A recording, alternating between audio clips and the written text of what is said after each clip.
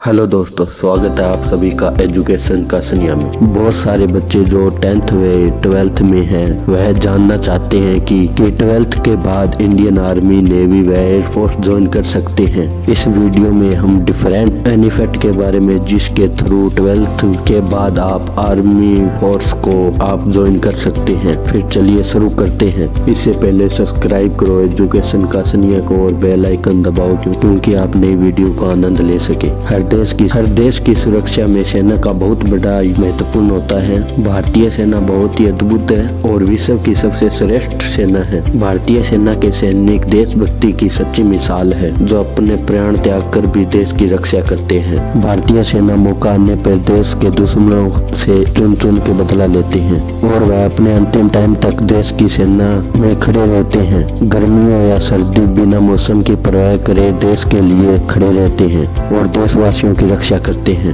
और आप young age में आर्म फोर्सेज को ज्वाइन करने की सोच रखते हैं, इससे अच्छी बात हमारे देश के लिए क्या हो सकती है। इस वीडियो के द्वारा हमारी यही कोशिश रहेगी कि ज्यादा से ज्यादा यंग एज के लड़के फोर्स को ज्वाइन करें। चलो जानते हैं कि कौन कौन से तरीके हैं। सबसे पहले बात करेंगे हम यहाँ पे एनडीए की। एनडीए का full form national defence academy. यह एकेडमी कड़क बांसला महाराष्ट्र में है। एनडीए एग्जाम यूपीएससी द्वारा साल में 2 बार करवाया जाता है। एनडीए एग्जाम से आप आर्मी, नेवी, एयरफोर्स ज्वाइन कर सकते हैं। एनडीए एग्जाम के लिए आप अप्लाई करें तो आप अपनी सर्विस प्रोफेशन को मार्क कर सकते हैं। जब आप एनडीए से आर्मी ज्वाइन करना चाहते हैं तो आप 12th पास होना चाहिए, चाहे आपके पास स्ट्रीम कोई भी हो। लेकिन आप एनडीए से एयरफोर्स या नेवी को ज्वाइन करना चाहते हो तब आप 12th में पास होने चाहिए। साथ में आपके पास फिजिक्स व मैथमेटिक्स होनी चाहिए।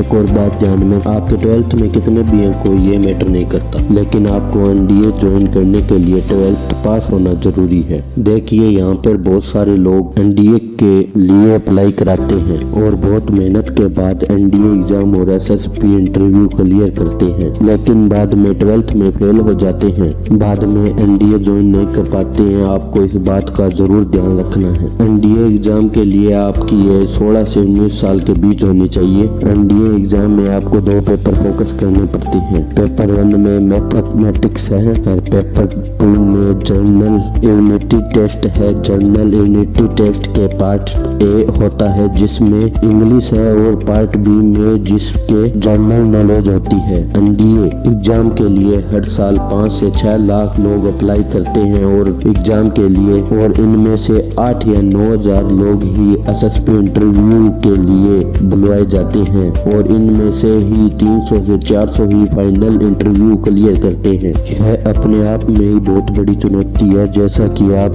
अपने स्क्रीन पे देख रहे हैं। 2018 के एनडीए रिटन एग्जाम का proxy 338 mark out of 900 mark और आपको हर सब्जेक्ट में कम से कम 25% स्कोर करना पड़ता है और लाइव कैंडिडेट सेलेक्ट हुआ था। एनडीए के बाद उसका फुल स्कोर था 705 आउट ऑफ 1800 मार्क। लोकली यह डिटेल आप 2017 की भी देख सकते हैं।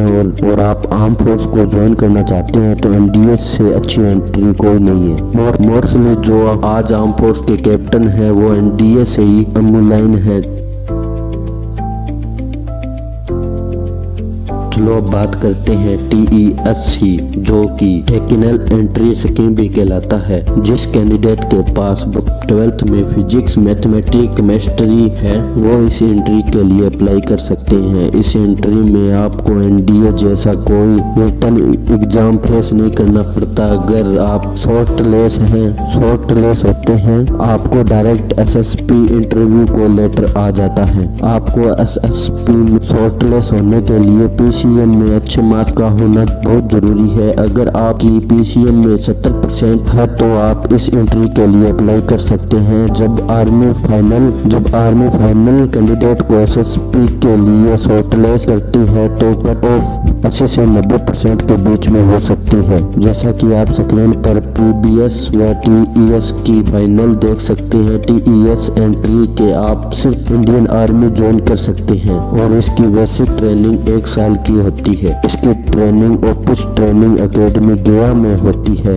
और उसके बाद फेस 1 पर प्रमोशन ट्रेनिंग 3 साल की होती है। फेस 2 जो कि पोस्ट कमीशन ट्रेनिंग जो कि ट्रेनिंग 1 साल की है। CMC या MCTC में या MCEME में सिकंदराबाद में होती है। जब फाइनल करते हैं +2 जब फाइनल के बाद करते हैं 10+2 वेटिंग कैंडिडेट एंट्री स्कीम जिससे आप इंडियन नेवी को ज्वाइन कर सकते हैं। यह TPS आर्मी के TES एंट्री के जैसी होती है। अगर आप 10+2 के बाद अगर आप 10+2 में 70% मार्क्स है, 12th में इंग्लिश सब्जेक्ट में 50% मार्क्स है तो आप इस एंट्री के लिए अप्लाई कर सकते हैं। लेकिन यह मार्क्स इसी जपोस्टी के लिए ही है। SSB इंटरव्यू के लिए इंडियन नेवी आपको JEE मेल ऑल इंडिया रैंक पर सिलेक्ट करेगी। हाँ, इस SC के लिए JEE